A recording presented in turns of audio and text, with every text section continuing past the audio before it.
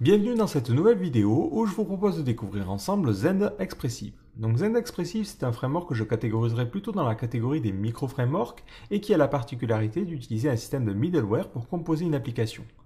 Donc l'ensemble des composants, comme par exemple le routing ou la gestion des erreurs, va fonctionner avec un système de middleware. Donc avant même de continuer cette présentation, si vous n'êtes pas à l'aise avec ce concept-là ou si vous n'en avez tout simplement jamais entendu parler, n'hésitez pas à regarder le chapitre dédié dans la formation consacrée à la programmation orientée objet. Ce chapitre est essentiel pour bien comprendre la suite de cette présentation et l'intérêt qu'ont les middleware. L'autre particularité de Zend Expressive, c'est qu'il a assez peu d'opinions sur comment vous devriez faire les choses. Si vous essayez de créer un nouveau projet en utilisant la commande qui est donnée ici sur la documentation, vous allez voir que dès le début, il va vous poser des questions et vous proposer de choisir ce que vous voulez faire. Donc d'abord, le type de projet que vous voulez avoir et le type de structure que vous voulez adopter.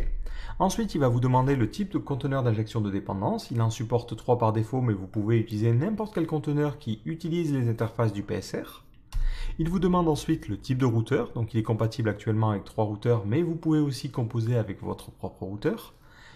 Et il va vous demander le type de moteur de template à utiliser. Et vous pouvez même faire le choix de n'en utiliser aucun. Une fois que vous avez répondu à ces différentes questions, il va automatiquement installer et préconfigurer le projet. Donc histoire de découvrir le framework un petit peu plus simplement, on ne va pas forcément partir de ce squelette-là. Je vais vous montrer un petit peu de quoi il en retourne, mais on va créer nous-mêmes notre propre code. Ça nous permettra de découvrir au fur et à mesure les différents composants de Zend Expressive. Le problème quand on découvre avec un code qui est déjà tout fait, c'est que ce n'est pas forcément évident à comprendre. Donc par défaut, la structure ressemble à ça. On a un dossier config qui va contenir la configuration du projet. On a notamment le fichier config.php qui fait simplement une agrégation de plein d'autres petits fichiers PHP. C'est histoire de morceler la configuration de manière un petit peu plus optimale. On a ensuite un fichier pipeline.php qui va permettre d'indiquer tous les middleware à utiliser au niveau de notre application. Donc par défaut, il y a un middleware pour gérer les erreurs, c'est ce qui va être géré notamment par Whoops. On a un middleware qui va permettre d'insérer l'URL dans un helper séparé. On a ensuite le routing qui va être simplement un middleware qui va injecter en fait le résultat, c'est-à-dire quelle route a matché par rapport à la requête qui a été demandée. Et ça va stocker ça dans les attributs de la requête. Ensuite, on a un middleware qui rajoute des choses au niveau des entêtes, un middleware qui répond si jamais on a une méthode de type options, et enfin un autre middleware qui va injecter les résultats trouvés par la route au niveau du helper URL. Et enfin, on fait un pipe dispatch middleware qui va permettre d'exécuter le code qui est lié à une route. Ne vous inquiétez pas, on reviendra dessus. Et si aucun de ces middleware renvoie une réponse, il en utilisera le NodeFoundHandler middleware. Alors ne vous inquiétez pas, on va détailler tout ça juste après. Après, on a notre fichier qui permet de définir les routes. Pour l'instant, il n'y en a que 2. Une qui est à la racine, et lorsque l'on tape la racine, c'est ce code-là qui sera exécuté. Lorsqu'on essaie d'aller sur API/ping, ce sera ce code-là qui sera exécuté. Et on peut nommer individuellement chacune de nos routes. Le cœur de notre application, le code, se situe dans le dossier src et on a ici nos différentes actions. Chaque action va correspondre à une de ces routes. Donc on a le homepage action et le ping action. Et on a pour générer le homepage action un factory. Du coup, l'avantage, c'est que si vous commencez un nouveau projet, vous n'avez pas forcément à vous embêter à faire toute l'initialisation et tout ce que l'on va faire juste après. L'idée, c'est d'avoir directement un template et une structure propre et organisée pour pouvoir avancer sur un projet. Donc nous, ce que l'on veut faire, c'est découvrir le framework ensemble. Si on se jette dans cette configuration, on risque d'être un petit peu perdu. Donc je vais commencer par supprimer tous les fichiers à l'intérieur de ce dossier-là. Je vais ensuite adopter une structure relativement simple. Je vais créer un dossier public dans lequel je vais créer un fichier index.php qui sera mon fichier central au niveau de mon application. De la même manière, je vais initialiser Composer. Donc je vais me rendre dans mon dossier Expressive qui a été créé grâce à la commande précédente. Et au niveau de ce dossier, je vais faire un coup de Composer init. Je vais laisser les valeurs par défaut, ça n'a pas d'importance, c'est juste un projet de démonstration. Et je vais tout de suite pouvoir charger Zend Expressive. Donc si vous cherchez sur Packagist, on va chercher Zend Expressive. Et c'est du coup ce premier dépôt. Donc je peux l'installer en faisant simplement un coup de Composer, Require, et je charge Zend Expressive. Maintenant, pour l'initialiser au niveau de mon application, donc dans mon index.php, je vais charger l'autoloader de Composer. Donc je vais prendre vendor autoload.php et je vais démarrer mon application. Donc je fais $app égale new application. Et cette classe application se situe dans le namespace Zend Expressive Application. Donc pour l'initialiser, on a besoin de lui envoyer plusieurs paramètres. Le seul nécessaire, c'est un paramètre qui implémente la router interface, qui est une interface qui est définie par Zend Expressive. Cette interface contient différentes méthodes, une méthode pour ajouter une route, une méthode qui permet de vérifier est-ce que la requête correspond à une des routes qui a été rajoutée, et une méthode GenerateURI qui permet à partir du nom d'une route de générer une chaîne de caractères qui correspondra à l'URL. Tant qu'on charge une classe qui implémente cette interface-là, il va être content. Nous, dans notre cas, on souhaite utiliser par exemple FastRoute. Donc ce qu'il faudrait faire, c'est créer une classe qui englobe FastRoute et qui implémente cette interface. Heureusement pour nous, on n'a pas du tout à s'embêter, ça a déjà été fait par Zend. Si vous regardez au niveau des autres dépôts, on a ici le Zend Expressive FastRoute. C'est une implémentation du routeur qui utilise FastRoute. C'est ce que fait par défaut la commande que l'on a vue précédemment. Lui, lorsqu'il vous demande, lorsqu'il vous pose la question du routeur à utiliser, c'est pour ensuite charger la bonne classe. Donc là, je charge cette dépendance-là. Et maintenant, je vais pouvoir l'initialiser. Donc juste avant, je fais $router égale new FastRouteRouter. Cette classe-là, elle n'a besoin d'absolument rien, on peut laisser les paramètres à nul. Si on laisse les paramètres à nul, il créera automatiquement un routeur dès la construction. Impeccable. Donc maintenant, je peux utiliser le routeur en premier paramètre de mon application. Et mon application est maintenant fonctionnelle. Ce qu'il me faut faire, c'est ensuite lui dire de lancer l'application. Lorsque je fais ça, il va générer une requête à partir des variables globales et la passer par différents middleware. Pour l'instant, je n'en ai défini aucun. Donc ce que je vais commencer par faire, c'est créer justement un faux premier middleware. Donc pour créer un middleware, on fait app, pipe, et on peut lui passer en paramètre plusieurs options. Donc soit on peut lui passer une chaîne de caractères, et dans ce cas-là, il utilisera le système de container que l'on verra plus tard pour charger la classe. Soit on lui donne un tableau qui contiendrait d'autres middleware, soit on peut lui passer un callable. Si on lui passe un callable, le callable doit correspondre à l'interface des middleware PSR7. Globalement, on va avoir une fonction qui prend en paramètre une requête, qui implémente la Server Request Interface, une réponse qui va implémenter la Response Interface, et enfin un callable qui est la fonction à exécuter après, next. Donc là, c'est un middleware final, donc le next n'a pas forcément d'importance. Et ensuite, je vais importer les classes histoire d'être un petit peu plus léger. Et pour éviter que le use me sorte une erreur, je n'oublie pas de charger l'autoloader juste avant. Maintenant, je vais lui dire par exemple dans la réponse, je veux que tu retournes. Je veux que dans la réponse, tu prennes le body et que tu écrives salut. Et après, tu retournes la réponse. Donc ça, c'est un middleware de base. Pour l'instant, on n'a rien fait de particulier. On a juste chargé notre application qui finalement n'agit que comme un dispatcher. On peut lui passer des middleware et il va les enchaîner. Si maintenant je lance mon serveur web, donc je vais utiliser le serveur web interne de PHP, donc je fais php-s localhost 2.8000-d display errors a1 et je vais faire un -t public pour aller par défaut dans le dossier public. Je vais me rendre au niveau de mon navigateur sur la page localhost 2.8000. Et ce que je vais faire, c'est que je vais garder cet onglet ouvert. Hop. Et je vois bien que j'ai mon salut. Donc en l'état, c'est pas foufou, comme ça ne nous intéresse pas beaucoup. Nous, ce que l'on veut vraiment faire, c'est avoir une structure d'application et d'avoir des routes. Donc je veux par exemple créer une page blog qui est accessible avec l'URL /blog. Dans ce cas-là, on peut faire $app get. On lui dit, lorsque l'URL ça sera /blog, je veux que tu exécutes ce code-là. Et là, on doit lui passer un simple middleware. Donc on peut imaginer avoir une classe qui s'appelle blogAction. Et c'est ce blogAction qui sera responsable de traiter la requête. Et on nomme cette route blog pour pouvoir la récupérer plus tard. Cette classe n'existe pas et je dois donc la créer. Je vais au niveau de mon composer.json, charger un nouveau dossier. Je vais lui dire, il faut que tu autoloades en PSR4 les classes qui se situent dans le namespace app. Elles seront dans le dossier src. Je peux du coup créer au niveau de mon dossier racine un dossier src et je crée mon blog action. L'avantage, c'est que les actions ce ne sont ni plus ni moins que des middleware.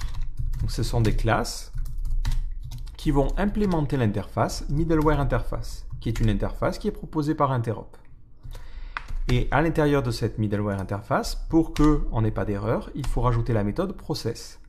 Cette méthode prend deux paramètres, la requête qui doit être une implémentation de server request interface et le delegate interface qui va permettre d'appeler la chose suivante.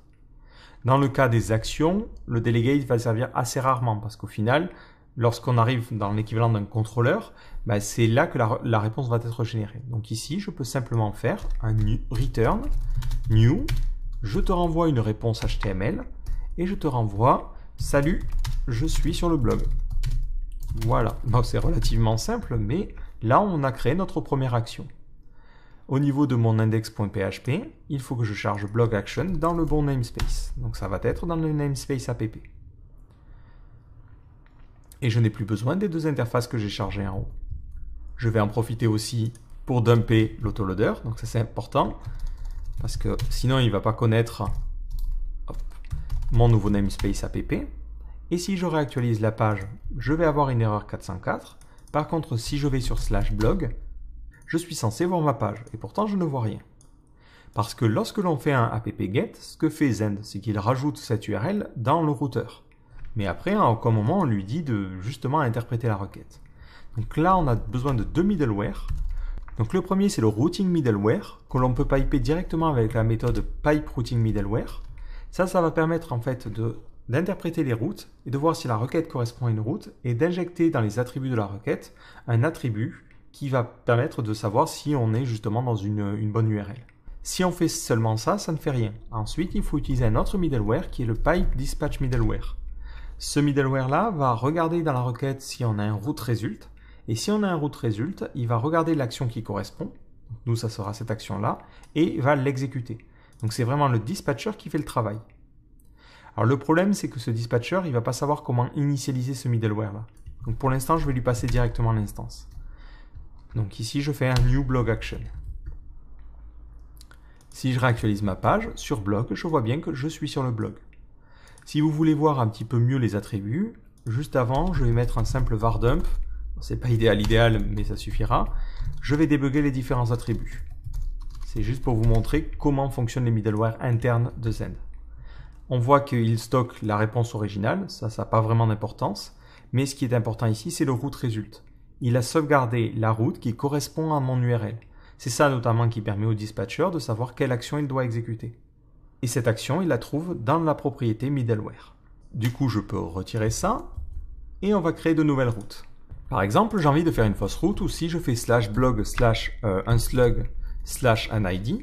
Donc là, la syntaxe va dépendre du routeur que vous avez utilisé. Vu que moi j'utilise FastRoute, ça se présente comme ça. Mais si vous utilisez un autre routeur, parfois ça utilise une syntaxe différente. Alors je ne l'ai pas en tête, mais voilà, il faut faire attention parce que ça va forcément être influencé par votre routeur. Et là, on devrait créer un blog show action. Mais si vous venez de la structure MVC, vous pouvez vous dire, attends, ça va être chiant, je ne vais pas créer une classe par URL, ça va être beaucoup trop long. Donc c'est vrai qu'avec la logique MVC, on a été habitué à se dire, je crée un contrôleur par type de données. Par exemple, je vais avoir un post contrôleur, je vais avoir un session contrôleur, un product contrôleur. Avec cette logique-là, où on a un middleware par route, on peut choisir de composer notre application différemment. Si on a une route qui agit vraiment spécifiquement, elle va avoir sa propre action. Par contre, si on veut garder la logique un petit peu comme en MVC, on peut tout à fait le faire. C'est-à-dire qu'on peut se dire, à la fois pour cette URL-là et pour cette URL-là, ça sera la même action qui sera utilisée. Mais en revanche, il faudra mettre du coup une condition. Donc tout au début de notre blog action, on va lui dire, si j'ai un ID, dans ce cas-là, je dois faire une action différente. Et pour récupérer les paramètres de l'URL, on le récupérera via la route. Si j'essaie de taper n'importe quoi, donc c'est /az2az2/-6, je vois bien je suis sur le blog, mais si je remets mon petit debug et que je réactualise, dans les attributs, j'ai bien l'original response, j'ai le route result, mais il injecte aussi les paramètres de l'URL. Donc ce que je pourrais tout à fait faire pour imiter entre guillemets une logique MVC, c'est ici dans cette méthode process lui dire si dans la requête j'ai un attribut, donc get attribute, et j'ai un attribut ID, dans ce cas-là tu vas appeler la méthode, donc tu vas retourner en appelant la méthode show et tu lui passes un paramètre, donc l'attribut qui est l'ID, et tu lui passeras aussi la requête. Ça peut être important pour faire des traitements. Dans le cas contraire, je peux faire un coup de return, this, index, je te passe directement la requête. Maintenant, je vais créer ces deux actions-là. Donc, je crée d'abord la méthode index. Cette méthode va se contenter de faire un simple return « je suis sur le blog » et la méthode show qui va prendre deux paramètres. Donc ici, je vais renommer ce paramètre, ça va être un entier ID. J'utilise ici PHP 7.1. Alors la version 7 me permet de faire ça et la 7.1 me permet de faire ça. Donc si vous n'utilisez pas la même version que moi, voilà, vous pouvez enlever ces typages, ça n'affectera en rien normalement votre application. Voilà, moi j'aime bien tout typer parce que ça permet, lorsque je vais générer la PHP doc, de le faire plus rapidement et ça permet aussi au niveau de mon IDE de capter les erreurs plus rapidement. Donc dans la partie show, il faut que je retourne une réponse et là je fais un return new HTML response. Je suis sur l'article et justement on va en profiter pour afficher l'ID de l'article. Donc là ça sera l'ID. Impeccable. Là ma page maintenant affiche une erreur parce que j'ai tapé quelque chose qui n'est pas un ID et du coup lorsqu'il essaie de faire la conversion il galère. Mais si je lui donne un chiffre, il me dit bien je suis sur l'article 6. D'ailleurs, on a envie de gérer les erreurs de manière un petit peu plus sympa. Donc on va retaper n'importe quoi. Et là, on a envie d'avoir de jolies erreurs. L'avantage, c'est qu'on peut utiliser des middleware. Donc au niveau de mon système index, je peux charger n'importe quel middleware et les charger via la méthode pipe. Donc je vais au niveau de packagist. Je vais me chercher le middleware que vous devriez normalement tous connaître, le middleware whoops, qui est un middleware qui permet d'afficher des erreurs. Donc on a la classe whoops et nous on va utiliser le middleware. Donc je le charge au niveau de mon application en faisant simplement un coup de composer require. Et ensuite, avant même de piper mon routing et de piper n'importe quoi, parce que je dois englober toute mon application dessus, je vais lui dire de piper un new whoops middleware. Et je ne lui passe rien au niveau de son constructeur. Si maintenant je réactualise ma page, j'ai bien whoops qui est déclenché. Et effectivement, il trouve une donnée qui n'est pas bien formatée. Il s'attend à avoir un entier, et ça, ce n'est pas un entier pour lui, d'où l'erreur. Donc c'est pour ça que j'aime bien le type hinting, ça permet de choper des erreurs comme ça à la volée. En revanche, si aucune route ne correspond, qu'est-ce qui se passe? Je tombe sur une simple erreur. Donc ce que je pourrais faire à cet endroit-là, c'est lui dire, après ce pipe dispatch middleware, si tu n'as rien trouvé, tu vas utiliser un autre middleware. Donc on va faire un middleware relativement simple, on va prendre la requête, la réponse, et on avait dit le next. Et on ferait response égale new HTML response. Oula, je l'écris n'importe comment. On mettrait notre contenu, donc une note fond relativement classique. Cette réponse, on rajoute le statut 404, histoire que les moteurs de recherche et même les navigateurs comprennent bien de quoi il en retourne, et on retourne simplement ce résultat.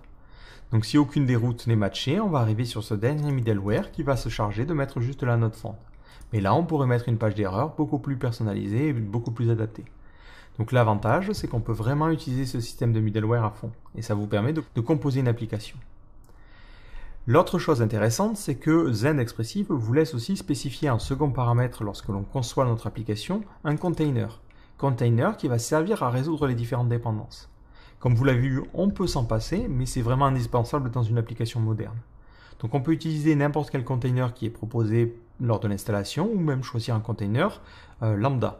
Moi j'aime bien utiliser notamment PHPDI. Donc je fais un coup de composer require PHPDI.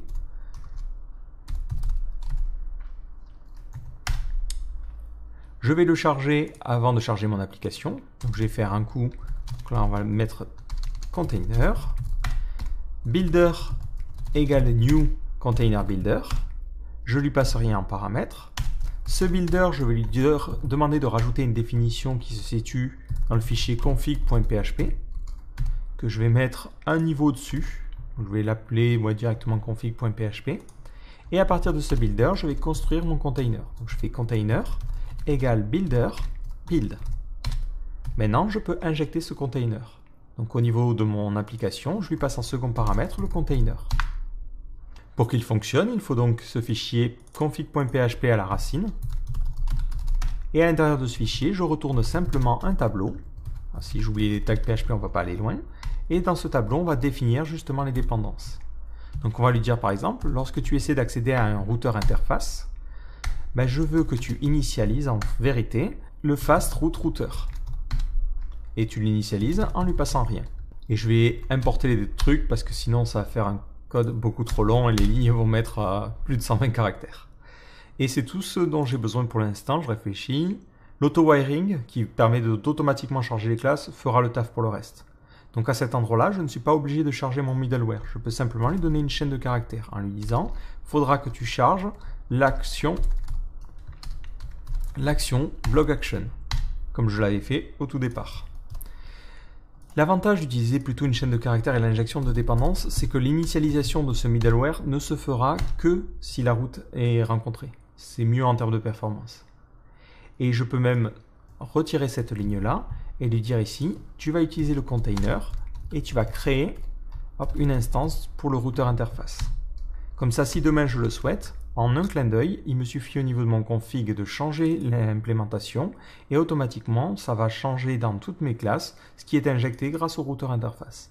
Donc ça permet d'avoir un code beaucoup plus modulable. Bon, en général, si vous changez le routeur en milieu de projet, c'est loin d'être idéal. Vous allez rencontrer pas mal de problèmes, mais voilà, c'est toujours intéressant de savoir qu'on peut le faire.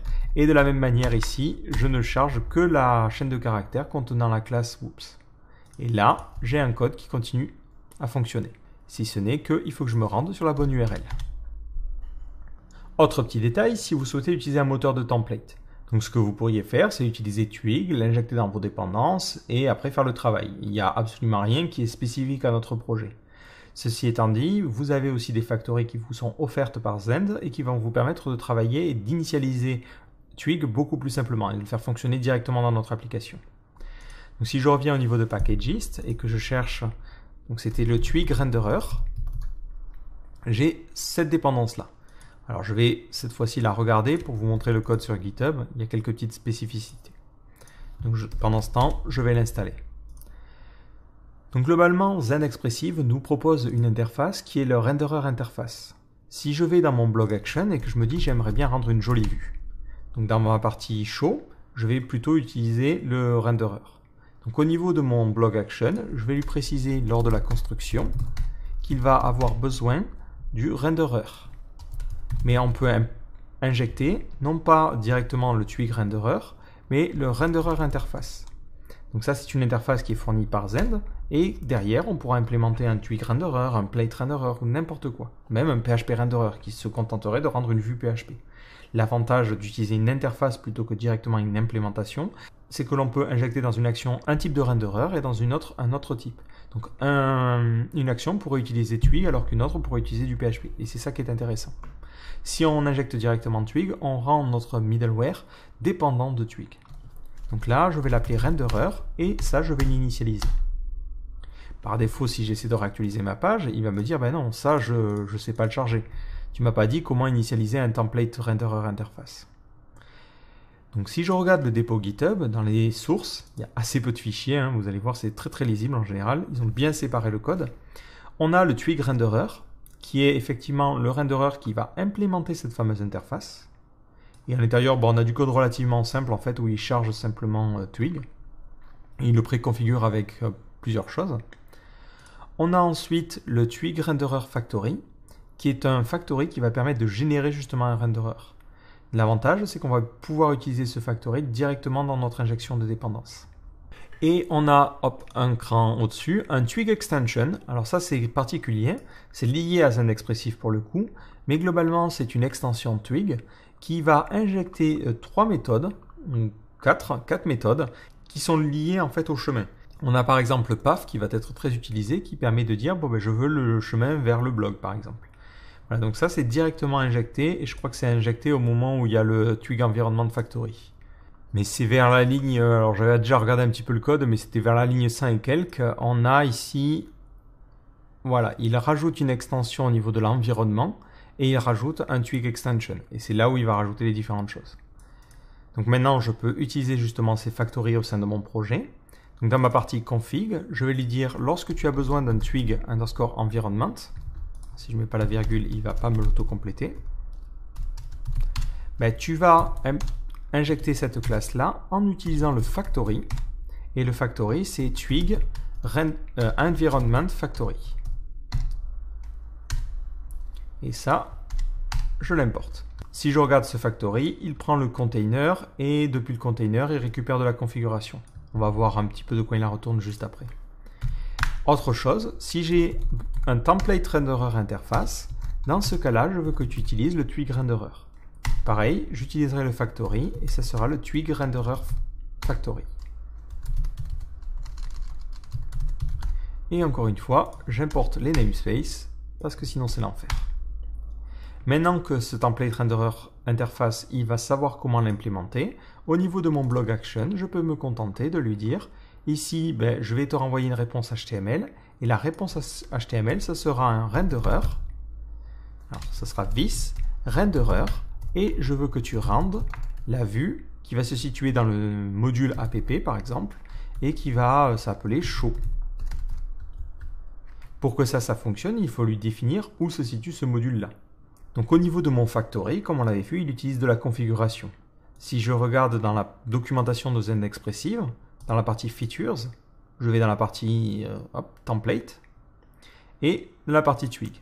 Et on m'explique, il utilise le container et il a besoin des variables de configuration suivantes. Donc je peux prendre toutes ces variables-là. Au final, je n'aurai pas besoin de tout ça.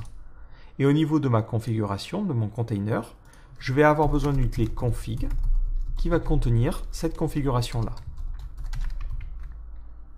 Donc globalement, on peut changer l'extension qui est utilisée. Par défaut, il s'attend à avoir un .html.twig. Les chemins à utiliser, donc ça c'est important. On va lui dire, si on va dans le dossier app, il faut que tu ailles dans le dossier qui est le dossier courant. Et après, tu iras dans /templates. Voilà. Ça, c'est de la configuration générique qui sera utilisée par toutes les implémentations du renderer interface. Et après, on a des options spécifiques à Twig qui permettent de définir notamment où se situe le cache, où se situe le chemin des assets, les extensions à rajouter, tout ce genre de choses. Moi, dans mon cas, on va laisser ça vide, ça ne sert à rien et ça vide aussi pour le moment. Maintenant, pour que ma vue fonctionne, il va me dire, mais non, je ne sais pas où trouver le fichier. Templates, il n'existe pas. Effectivement, je vais le créer, donc ça va être templates. Et le fichier directement, c'est show.html.twig. À l'intérieur de ce fichier-là, je peux y mettre du simple code HTML. Si je réactualise, cette fois-ci, on me dit bien je suis sur le blog, mais si je vais sur /az2az2/-6, j'ai bien mon template HTML. Et de la même manière, je pourrais me dire, là je ne charge que le contenu, comme ceci, et j'utilise le système de layout. Donc après, vous faites du Twig classique. Là, on va dire en extends de layout.twig. Voilà. Ensuite, on va avoir notre bloc qui sera body. Et on finit notre bloc.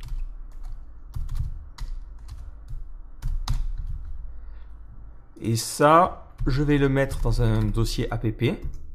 Et je vais mettre, finalement, je trouve que cette structure-là n'est pas forcément tip-top. Je vais mettre ça dans le dossier app. On pourrait avoir un namespace par module, ça serait tout à fait possible. Et le layout à la racine. Donc layout.html.twig. Et le layout, on l'appellerait du coup layout.twig. On va essayer d'être d'accord, on va l'appeler layout.html.twig. Et du coup, au niveau du show.html.twig, il faudra mettre layout.html.twig. Voilà. Et là, on y copie-colle le code HTML et on injectera notre body. Bon, je ne veux pas faire une vidéo sur Twig, mais c'était pour vous montrer le principe. Pour que ça fonctionne, là, il va me sortir une erreur parce qu'il va me dire app, j'arrive pas à le charger au bon endroit. Il faut que je change ma configuration. Le dossier app va se situer dans le dossier app. Et dans ce cas-là, c'est effectivement le template qui ne trouvera pas. Et je vais lui dire que le template de base, qui se trouve dans twigloader underscore file system, et c'est main namespace. Voilà. Pour ce namespace là, ça sera directement le dossier courant, et ensuite tu iras dans le template. En fait, toute cette configuration là, normalement il l'a fait par défaut. Lorsque vous tapez la commande create project et on crée un projet skeleton, un squelette de projet, ça il le fait tout seul. Mais là, pouf, j'ai mon système qui fonctionne correctement. Donc voilà pour le principe de base de Zend Expressive. Vous le voyez, c'est relativement simple, il vous fournit vraiment un squelette. Vous pouvez créer une nouvelle application, lui passer un routeur et un container. Vous lui dites, lorsque ça match telle URL, je veux appeler ce contrôleur-là. Je veux appeler cette action-là. Lorsque ça match ça, je veux appeler cette action-là. Vous pouvez même lui passer plusieurs actions. On peut s'imaginer, ça n'aurait pas du tout d'intérêt là, mais lui passer plusieurs actions d'affilée. Donc on pourrait avoir une action d'authentification avant certains contrôleurs. Ça fonctionnerait normalement. On peut choisir de piper des middleware. Donc ça, c'est important pour, par exemple, gérer les erreurs, mais on peut imaginer avoir un middleware CSRF, on peut avoir un middleware qui rajoute certaines entêtes, un middleware de cache, et ce genre de choses. Mais là où c'est encore plus puissant, c'est qu'on peut carrément piper plusieurs applications ensemble. Imaginons maintenant, je me dis, tiens, mon blog et mon site, ils fonctionnent correctement, mais j'ai envie de créer une petite API qui permet d'interagir avec les choses. Donc pour cette API, je n'ai pas envie de la mélanger avec le code que j'ai écrit ici.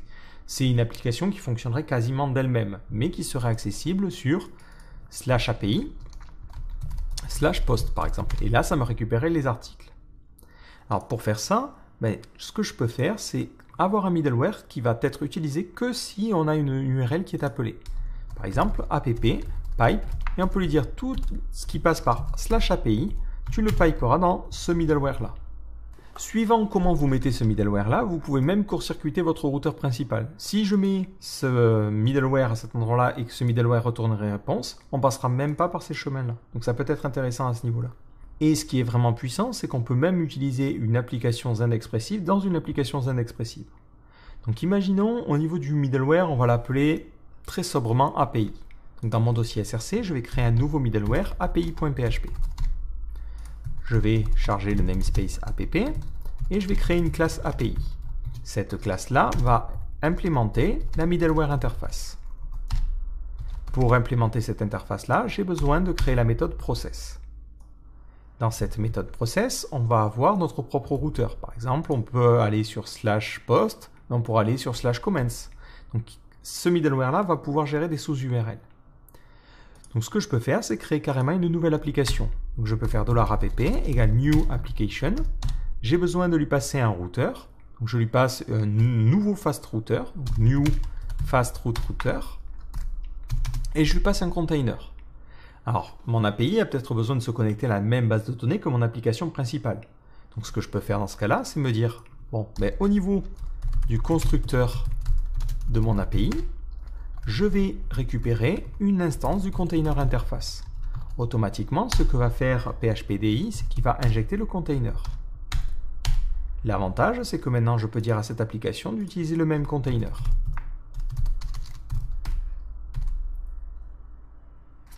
Et là, ça sera plutôt this container. Après, je crée mes URL. Donc par exemple, je vais faire un $app. Je vais lui dire lorsque tu vas sur /post, tu vas lancer le post action, qui pour l'instant n'existe pas. Cette classe, je vais la créer dans un sous-dossier API et je vais l'appeler postaction.php. Je vais donc me situer dans le namespace app anti/API, que je vais renommer en majuscule, ça me semble plus naturel. Et je vais lui dire, c'est la classe postaction. Cette classe implémente l'interface, vous commencez à voir où je veux en venir, le middleware interface. Elle implémente cette méthode-là, et dans la méthode-là, je me contente de retourner un new JSON response, et je fais un JSON encode de n'importe quoi, on va imaginer post, et là, ce sera un tableau avec 3 postes. Voilà, c'est vraiment pourri, mais c'est pour l'exemple. Et on imagine avoir un comment action, qui serait une copie carbone de ce truc-là, si ce n'est que ça s'appellerait comment action.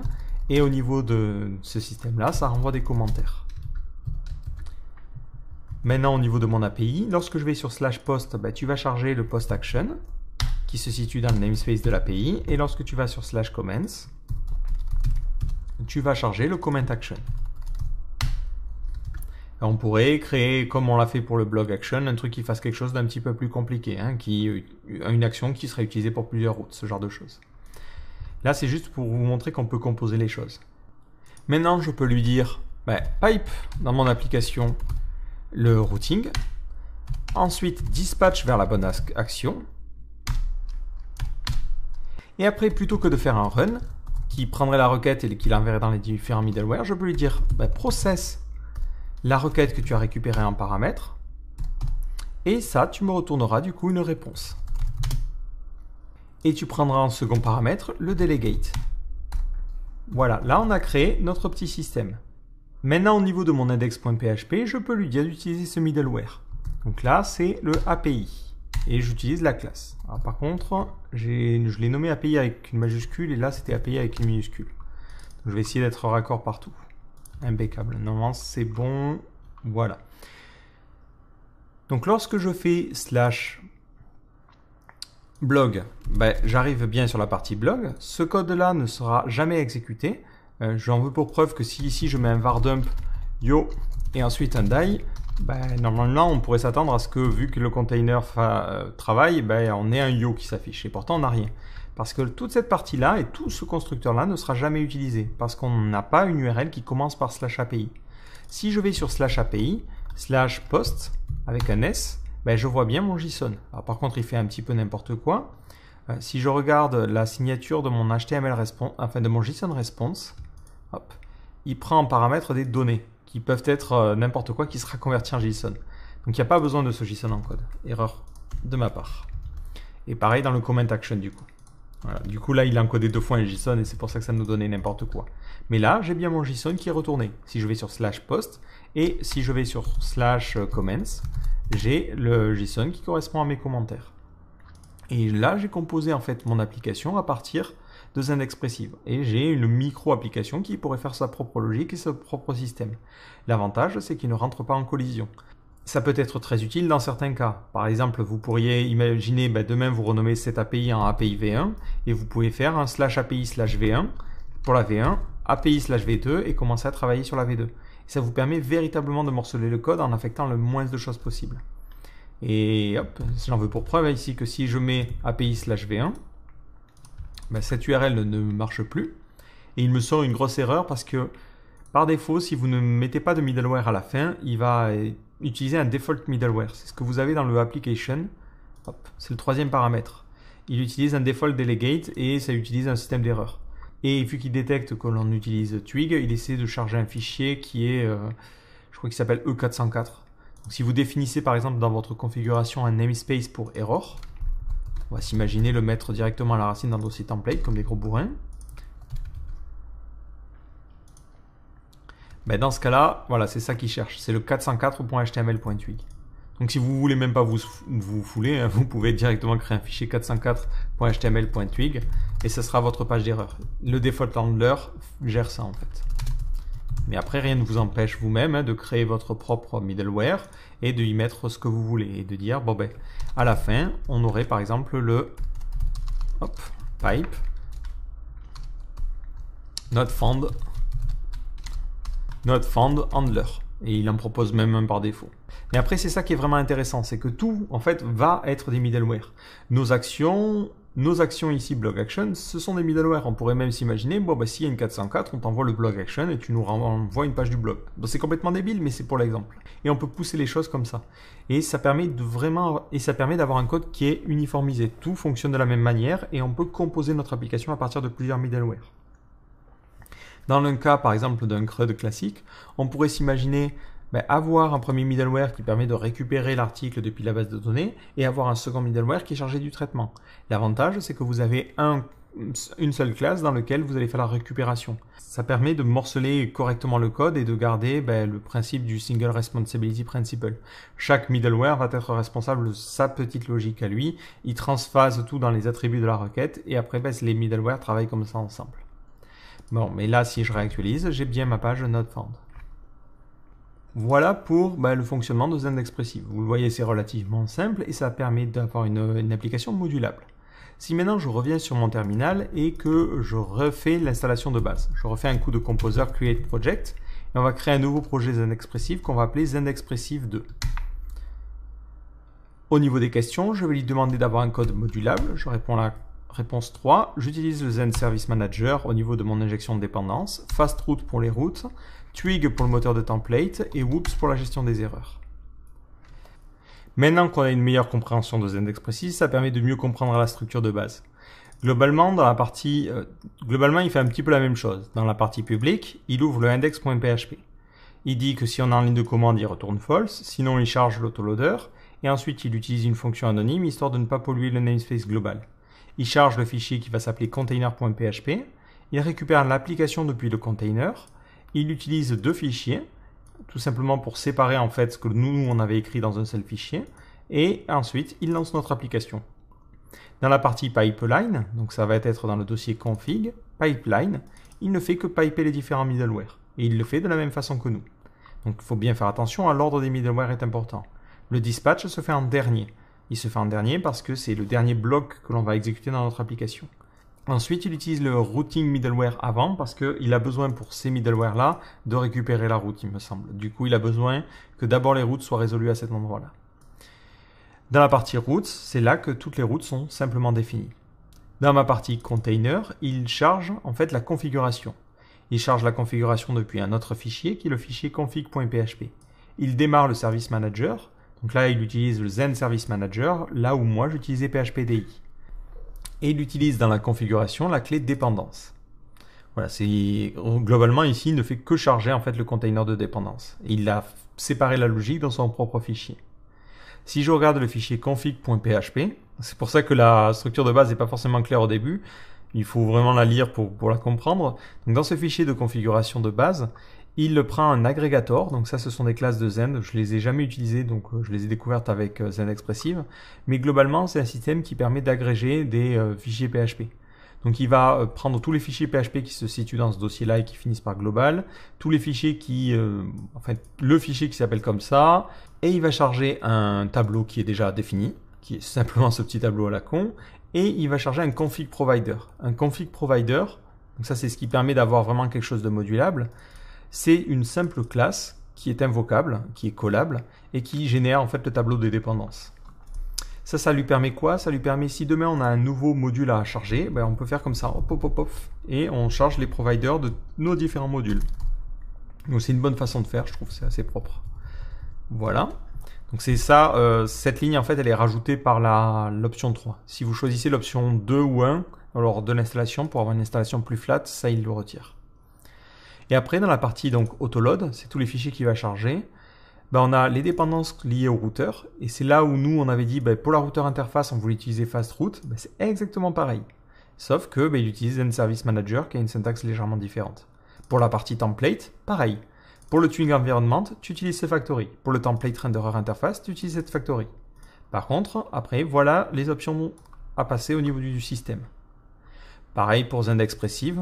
Donc ça, c'est tout ce qui lui permet de définir la configuration générale. Est-ce que l'on veut mettre en place le debug? Est-ce qu'on active le cache? Et où se trouvent les différentes erreurs? Nous, on avait choisi de le faire en écrivant du code, mais eux, ils le font via de la configuration. Zend utilise beaucoup de configuration. Il change un petit peu pour plus de code par rapport à avant. Notamment avant les pipelines, en fait, c'était simplement un gros tableau de pipe. Là, maintenant, moi, je trouve ça plus naturel. Ça permet directement de voir comment fonctionnent les classes et tout ça. C'est plus sympa. La configuration, c'est toujours difficile de la comprendre. Et après, ben, on a le development.local.php qui va permettre en fait de définir les configurations qui sont spécifiques à l'environnement de développement. Et de la même manière, on pourrait avoir un production.local.php pour l'environnement de production. Pour le reste, ben, c'est relativement classique, c'est-à-dire que les actions sont chargées grâce aux routes. Donc dans la route, il dit lorsque tu vas sur slash, ben, tu charges le homepage action, et lorsque tu vas sur ping, tu charges le ping action.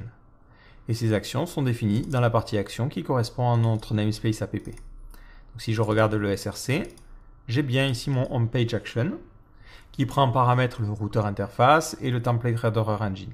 Et après, ben, j'ai mon code assez classique, sauf qu'il met des conditions pour changer le texte suivant le routeur qu'on utilise.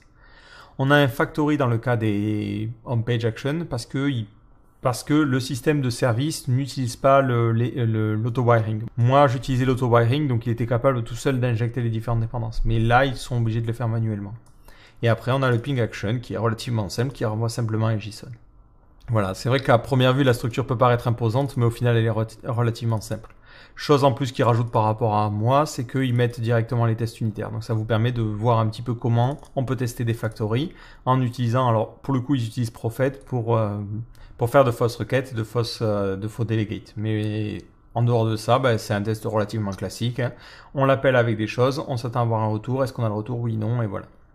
Du coup, pour le coup, je trouve que Zend Expressive, même si c'est vrai quand il y a le nom Zend et ça peut faire peur à pas mal de gens et qui se disent ah ouais mais Zend Framework c'est compliqué à apprendre et tout ça, Zend Expressive propose une approche micro-framework qui est très intéressante et qui est très détachée du framework original.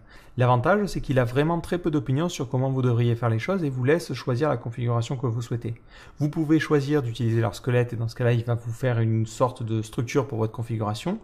Ou vous pouvez vous dire, ben non, moi j'ai envie d'avoir ma propre logique et ma propre structure, j'utilise le Zend Expressive, et par-dessus je peux y greffer ce que j'ai envie d'avoir. Le seul prérequis au final dont on va avoir besoin, c'est vraiment le routeur interface. On est obligé d'avoir un routeur qui implémente cette interface-là où on ne pourra pas démarrer l'application.